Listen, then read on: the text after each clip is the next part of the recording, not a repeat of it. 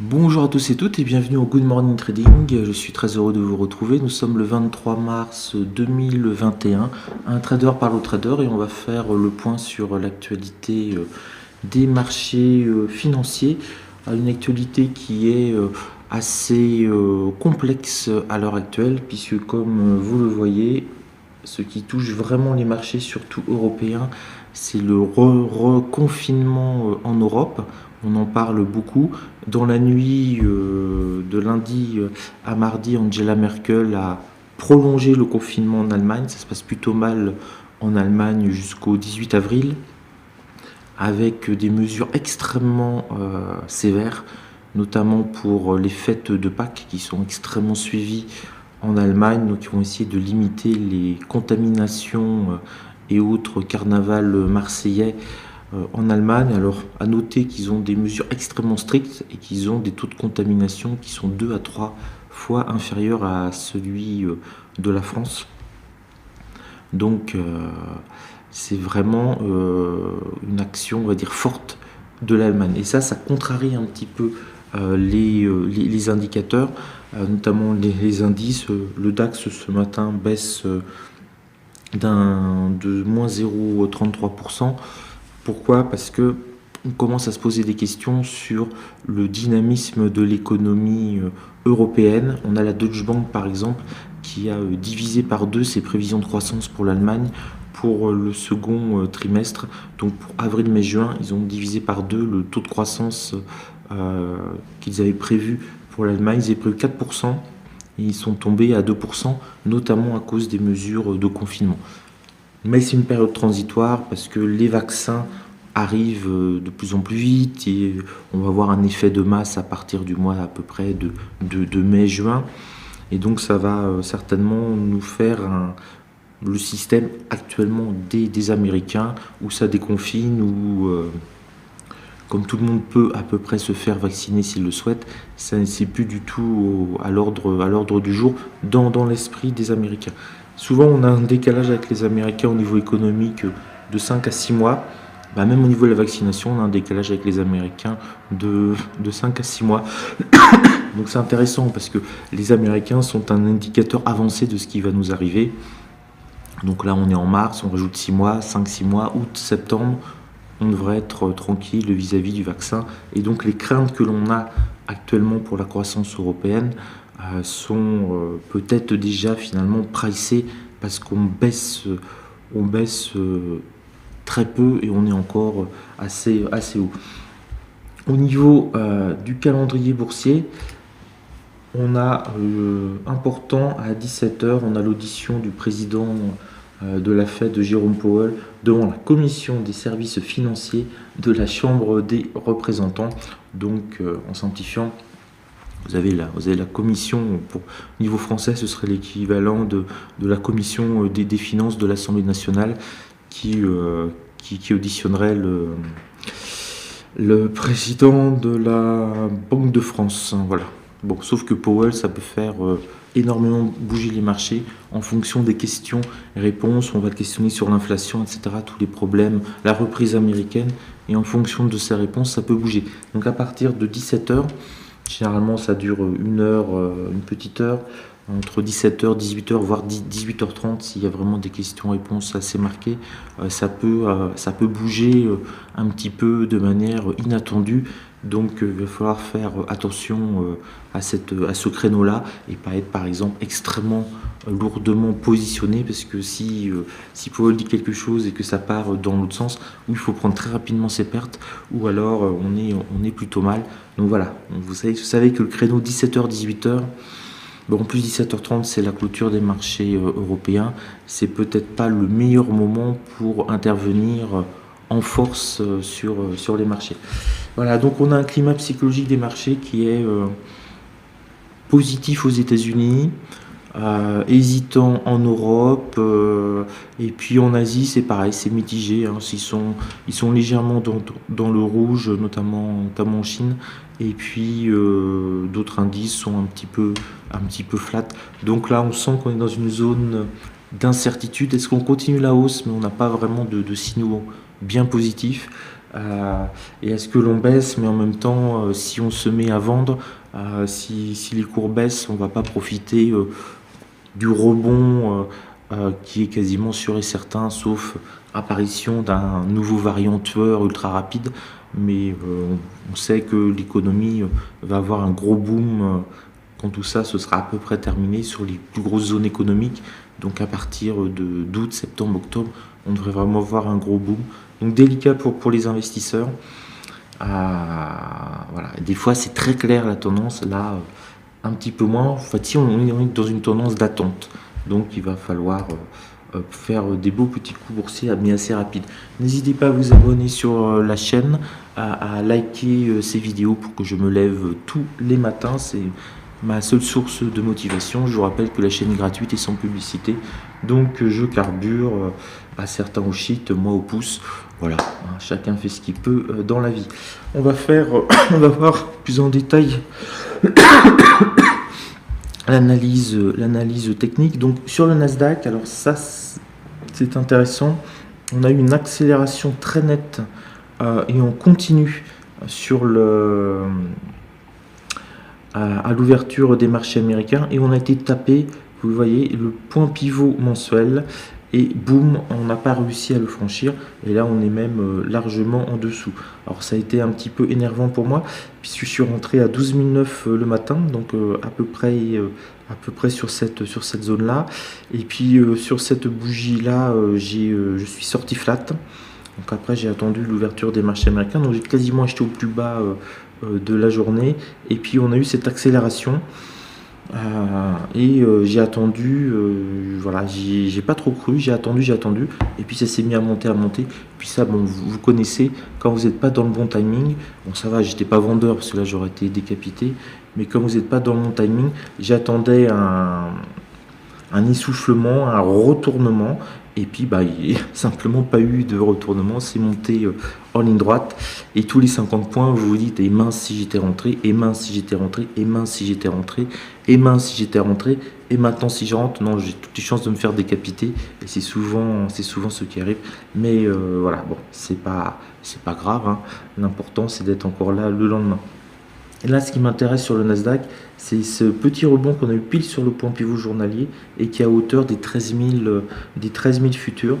Donc ça c'est une info intéressante. L'idéal pour moi, ce serait qu'on redescende ici, voilà, 12 950, niveau symbolique, 12 points en dessous, à peu près, on est sur les 12 937, et la différence entre le cash et les futurs est d'environ 12 points, donc ça correspondrait sur le cash à 12 950. Donc un contact sur cette zone-là, ici ça m'intéresse. En cas de vague de baisse, là on a une belle possibilité d'avoir un rebond et peut-être une tentative de retour au moins à 12 975, donc l'histoire de gratter quand même 30-40 points, peut-être 13 000 par extension. Donc le point pivot de la semaine, là c'est vraiment la zone intéressante. D'ailleurs c'est la zone où on s'est mis à ouvrir à 14h30. On a un tout petit peu hésité, puis poum, on est parti. Donc là, il risque d'avoir du monde. Si on baisse, là c'est très simple, plus bas de la journée précédente, middle SA mensuel. Et si on monte, on peut aller rechercher les 13 150. Et c'est là où ça va être délicat à manœuvrer. C'est surveiller si on se met à briquer. Alors si on se met vraiment à briquer le point pivot mensuel, l'idéal ce serait qu'on le break. Donc là c'est vraiment signe de force. On revienne un peu toucher le point pivot mensuel et qu'on reparte. Et là, dans ces cas-là, c'est un super signal technique, et j'essaierai de rentrer sur ce retour, sur cette confirmation que cette résistance est devenue un support. Et là, il peut aller très haut dans ces cas-là, vers les 13 200, 13 240, 13 250, c'est bien possible, voire aller rechercher le plus haut de la semaine précédente. Voilà, mais on voit tout est rouge quand même, donc plutôt ce matin un petit a priori baissier et hésitant. Si franchit les 13 150, ce sera forcément de toute façon sur les, enfin normalement, hein, il ne faut jamais dire jamais en bourse, mais normalement s'il casse le point pivot mensuel, ce sera pas ce matin, sauf news exceptionnelle qui tombe, ce sera pendant la séance d'ouverture des marchés américains, donc 14h30, 21h à l'heure actuelle. Et puis c'est Powell qui va en fait, à mon avis, décider. Donc la décision se fera plutôt vers 17h30, 18h sur les marchés pour avoir vraiment la direction sur les indices américains. Je vous fais le Dow Jones parce qu'il est intéressant. Je vous avais parlé de la middle R2 mensuelle hier. Voilà, là on a été la chercher. On a essayé de se stabiliser. Ça n'a pas tenu cette nuit, mais il a quand même un profil plutôt sympa pour essayer de se stabiliser au-dessus des 32 500. C'est vraiment l'objectif pour Dow Jones, c'est rester au-dessus de ces 32 500 pour vraiment avoir une tendance haussière. On le voit bien ici, hein, si on pouvait rester au-dessus des 32 500 et raccrocher la middle R2 mensuelle, ce serait un très bon signe pour le Dow Jones, pour essayer ensuite d'aller casser son point pivot de la semaine, qui était vraiment sa grande difficulté. On le voit ici, il y a eu quelque part 2 tentatives avec un échec. Donc là, il faudra une bonne nouvelle pour avoir un élan et puis pour aller le péter et passer au-dessus des 32 750 et peut-être aller chercher les 32 800. Ce qui serait pas bête parce qu'ici on voit ça a été là où on s'est mis à fortement baisser, et généralement les zones où on a commencé à baisser fortement, c'est ce qu'essayent d'aller rechercher les marchés, comme s'ils voulaient combler avec les algorithmes une sorte de gap. Donc voilà, en point haut ici ça pourrait bien marcher. Et puis si on baisse, retente exactement le même coup à essayer d'avoir un bon PRU sous le plus bas de la semaine précédente. Donc hop, voilà, qui se trouve sur les 32 400. Donc ici vous avez le plus bas de la semaine précédente, plus bas de la journée précédente. On s'est mis à rebondir sur les 32 300, et là ça pourrait être intéressant de refaire quasiment le même mouvement, 32 300, 32 400. Là il y aurait 75, 80 points à prendre si on baisse. C'est assez intéressant. Par contre, si on a un petit rebond, mettez rapidement un TP à plus 10 par exemple, enfin pas un TP, un stop profit à plus 10. Cela, il y aura au moins normalement un rebond de 20-30 points. Donc en le mettant à plus 10, vous vous laissez la possibilité de faire plus 100. Et puis si jamais ça redescend, vous encaissez 10. Parce que le risque, là, sur le premier passage, je ne crois pas trop, mais c'est une rupture de ce canal. Et là, il n'y a pas énormément de choses pour pouvoir retenir le marché. Il y a la zone 32 200, 32 250 avec en milieu le support à la semaine qui pourrait à peu près bien fonctionner. Mais on pourrait avoir une accélération pour aller chercher les 32 000 points, la résistance mensuelle, le plus haut du mois précédent. C'est un petit peu le risque. Là, le marché va pas rester entre... On dit le cul entre 2 chaises, va pas rester très longtemps entre la résistance mensuelle ou la middle R2 mensuelle. Il va aller chercher une de ces zones pour taper, dessus. Donc voilà, ça c'est vraiment, j'allais dire, en mode défensif. Si vous voulez attendre la R1M légèrement sous les 32 000, là il y a sûrement une belle possibilité de lancer un day trading. Je vous fais les indices. Alors le Russell rapidement. Alors vous le voyez bien, le Russell c'est pas la super forme. Alors ça c'est quand même un indicateur, parce que en étant à peu près caricatural, le Russell 2000, c'est 2000 petites entreprises américaines. Alors dans ces petites entreprises américaines, ça représente quasiment d'énormes PME françaises sur le marché mondial. C'est petite entreprise à l'échelle américaine, mais c'est un signe vraiment du dynamisme. Et là on voit que le Russell ça baisse, on a vraiment des bougies en continuité. La middle R1 mensuelle, on a été la taper 1, 2, 3 fois et puis 4 fois là, et elle vient de craquer. On se stabilise sur les 2250. On a vraiment nettement un signe de faiblesse sur Russell 2000, et ça c'est intéressant. C'est-à-dire que quand vous avez le Russell 2000 qui se met à monter de manière extrêmement rapide, c'est un signe que vous pouvez à peu près acheter tous les indices parce que ils sont chargés partout. Ils achètent du Microsoft, ils achètent du Tesla, ils achètent du Apple, et puis en plus ils vont aller acheter. Ils ont tellement d'argent qu'ils vont aller acheter d'autres petites entreprises. Par contre, quand ils allègent leur portefeuille, les premières entreprises qui vont alléger, c'est les petites entreprises. Donc c'est plutôt le Russell 2000. Donc là, quand le Russell fléchit, là, depuis plusieurs jours, il n'arrive pas à revenir sur ses plus hauts. Il essaye de ne pas casser la middle hour mensuelle, mais bon, c'est pas gagné. C'est quand même un signe un peu négatif aussi pour les gros indices. Parce que quand ils auront fini de se débarrasser, entre guillemets, de leurs pommes pourries. Bon, c'est pas du tout des pommes pourries les entreprises de Russell 2000, mais c'est pour vous faire comprendre. Quand ils seront un petit peu débarrassés des pommes pourries, ils vont se poser la question sur leurs pépites dans leur panier. Donc souvent, quand on a des vagues de baisse marquées, le premier impacté, c'est le Russell 2000.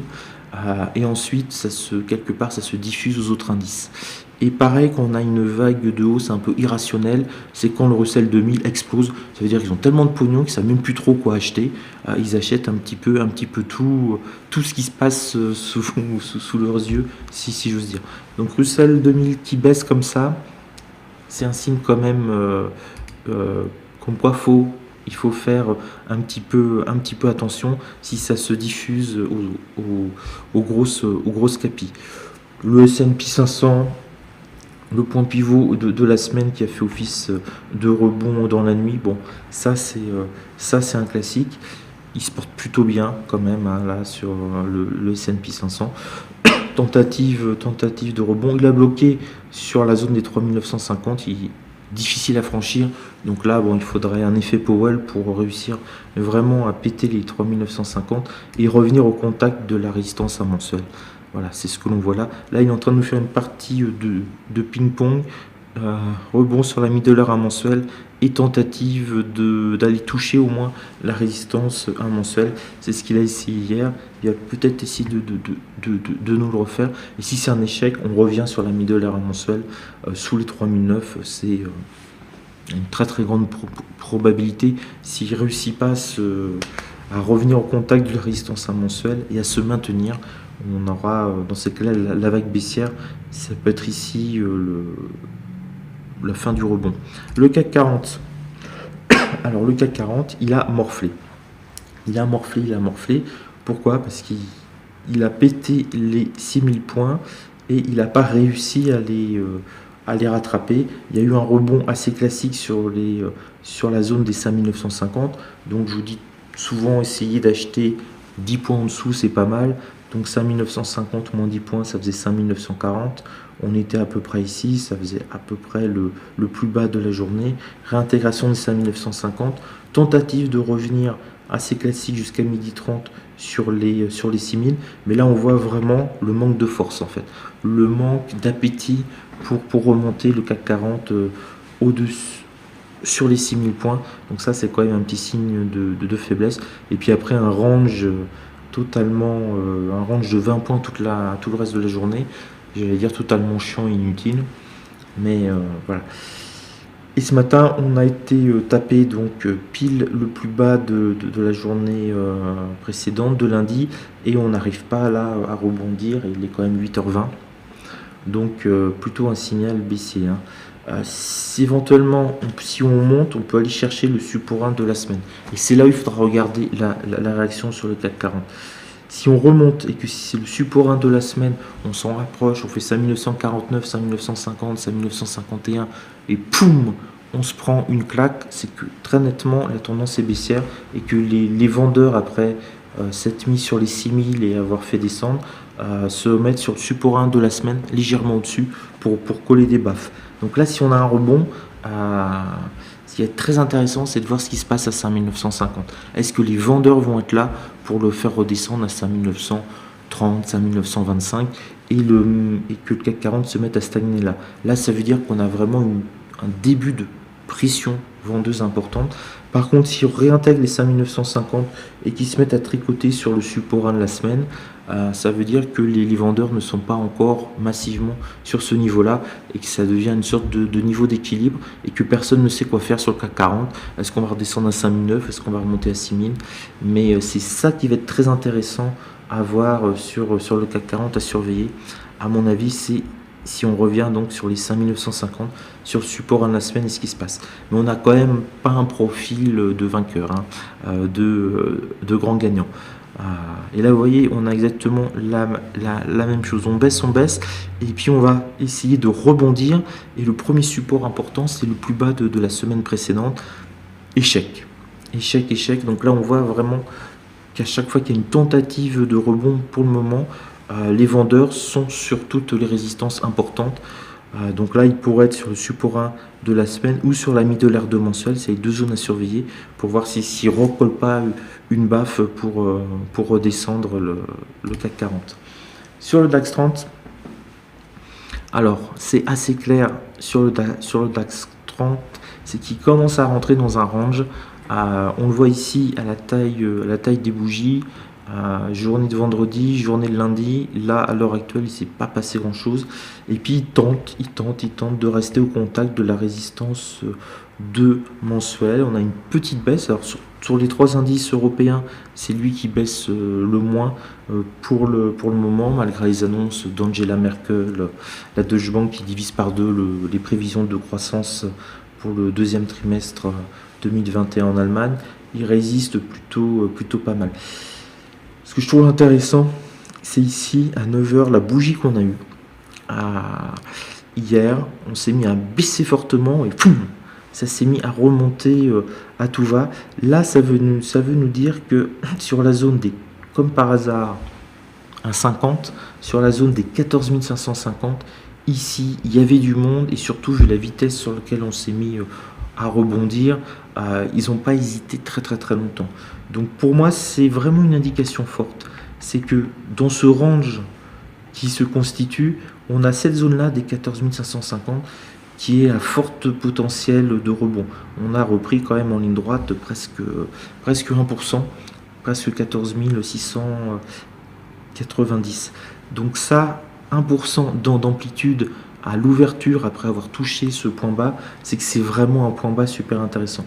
Donc si on revient dessus, je ne pense pas qu'il y aura forcément très rapidement 1% d'amplitude, mais si on dit, allez, parce qu'on ne prend pas de risque, on se fait simplement 25% de la puissance du rebond, donc 0,25, il y a de quoi choper si on revient dessus une vingtaine ou une trentaine de points. Donc les 14 550, si on peut l'acheter un petit peu en dessous, une vingtaine, trentaine de points, ça nous donne le support 1 journalier au maximum comme objectif. Donc ça peut être un super mouvement, d'autant plus qu'on le voit, ça a été une zone des 14 550 qui a été très travaillée la semaine dernière. Là, on est sur la journée de mercredi dernier, et ça a vraiment servi de trampoline pour avoir une accélération. Donc là, je me colle une alerte sur ce niveau-là, un petit peu au-dessus alors les alertes, si vous voulez acheter par exemple là, ce serait pas mal à 14 540, parce que vous avez le premier passage rupture sur 14 550, il vaut mieux mettre votre alerte à 14 560. Le temps que l'alerte se déclenche, que vous puissiez analyser ce qui se passe si vous n'étiez pas sur votre graphique DAX. Voilà, si vous mettez votre alerte, si vous voulez acheter à 14 540, et vous mettez votre alerte à 14 540, 9 fois sur 10, vous allez le louper. C'est-à-dire que le temps d'arriver, de regarder où c'est, il est peut-être déjà reparti, il a peut-être déjà rebondi de 10-15 points, et vous avez raté ce que vous voulez. Donc les alertes, c'est très pratique pour déconnecter un peu, se reposer, faire autre chose, etc. Mais il faut savoir les placer assez hautes. Voilà, bon, moi généralement, tout dépend de la volatilité. S'il y a énormément de volatilité, je peux placer mes alertes 50 points au-dessus du niveau qui m'intéresse. Mais là, quand il n'y a pas vraiment de volatilité, pour être sûr, je les passe 20 points au-dessus. Et comme ça, j'ai tout le temps de regarder, de voir monter et de me concentrer pour voir ce qui se passe sur la zone qui m'intéresse. Voilà, je vais vous laisser, j'ai été bavard ce matin. Pardon. On se retrouve donc demain matin pour le Good Morning Trading et puis une autre vidéo que j'aurai le temps de vous faire demain normalement. Sauf événement très très fort sur la bourse, et donc là dans ce cas-là je trade, donc je n'aurai pas le temps de faire une vidéo, mais j'ai envie d'en faire une bon, sympa, parce que sinon j'essaie pas de faire des vidéos pas sympas, sinon je le fais pas. Voilà, portez-vous bien, n'hésitez pas à liker cette vidéo. Là vous étiez plus de 408 en direct pour 259 likes, merci beaucoup. On peut monter à 300, il n'y a pas de souci. Sur ce, je vous embrasse et puis à demain matin. Soyez prudents et attention, à partir de 17h jusqu'à peu près 18h, Powell répond à la commission des finances de la Chambre des représentants. C'est long à dire, en tout cas ça peut bouger à ce moment-là, et c'est le seul événement important que l'on a dans la journée. Voilà, donc Powell normalement a un discours pour rassurer les marchés, mais il peut fourcher, il peut utiliser un mot maladroit et ça peut repartir dans l'autre sens. Voilà, mais en tout cas, tout le monde sera focus sur lui, ça lui met pas du tout de pression, ça au moins on en est sûr. Sur ce, portez-vous bien. Ciao à tous.